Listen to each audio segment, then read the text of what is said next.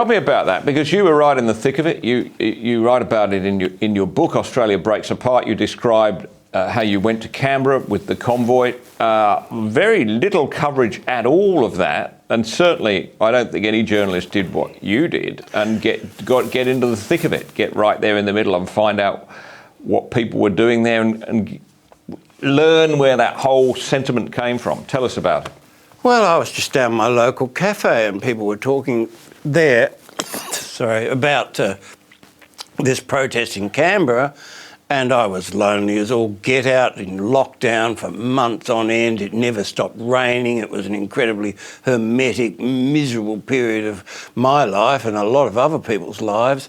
And, if I left the house for more than 2 hours, my neighbours were encouraged to dob on me. You couldn't leave your local government area legally. If you got on a train, you had to wear a mask. I had an office. I rented an office in Circular Quay for a while, because the only way I could get around that incredible isolation and misery of the period was to go to work, and it wasn't illegal to go to work, so I could get up at 4 a.m. and be in Circular Quay at 6 a.m. and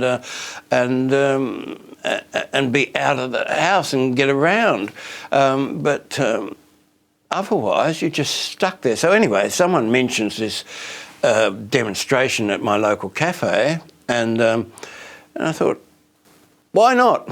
So I got in the car and I went down there.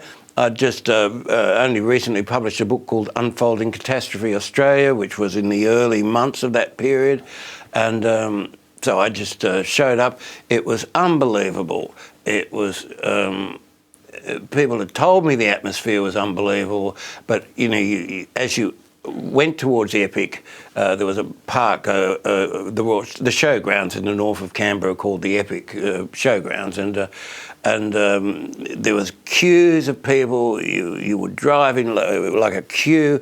There was like a tent city that, like, day by day, hour by hour, just kept expanding out.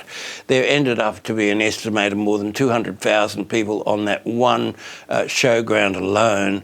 And it was, I just drove through, there's people everywhere, there's people cheering and welcoming you on the sides, not a mask in sight, not a QR code in sight.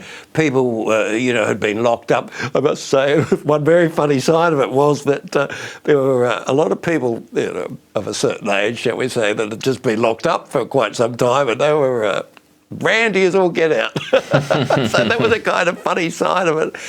And it was also a remarkably good-humoured thing. So, I just found, I was directed to play a bit of empty thing where I could park the car. I'm not set up for a camper. I prefer cheap hotels to camping. But anyway, I just parked there, and then I grabbed a copy of the book, went down to, got directed down through this. Every hour it just grew and grew, down to what was a makeshift headquarters. Got pointed toward, they welcomed me with open arms. I'm the only traditional, old-fashioned journalist they'd come across. And there was a sort of provisional media desk there of, young, keen, bright young things, or vloggers and so on.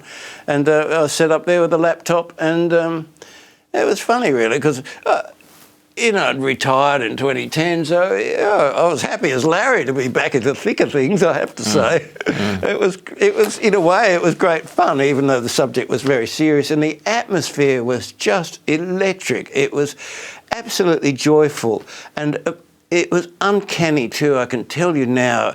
That, as it kept growing, there were like impromptu kitchens grew up, supplies were pouring in. I mean, on the whole, the Canberrans were very sniffy about it all, but a lot of the others were donating, and there were mountains of donations. People would pour in with everything from toiletries to food. Makeshift kitchens went up. People would show up whenever something was needed to be done. Someone would show up. It was just one of the most remarkable events I have ever covered. I've covered countless demonstrations over the years, and I have never covered anything like it. It was just remarkable.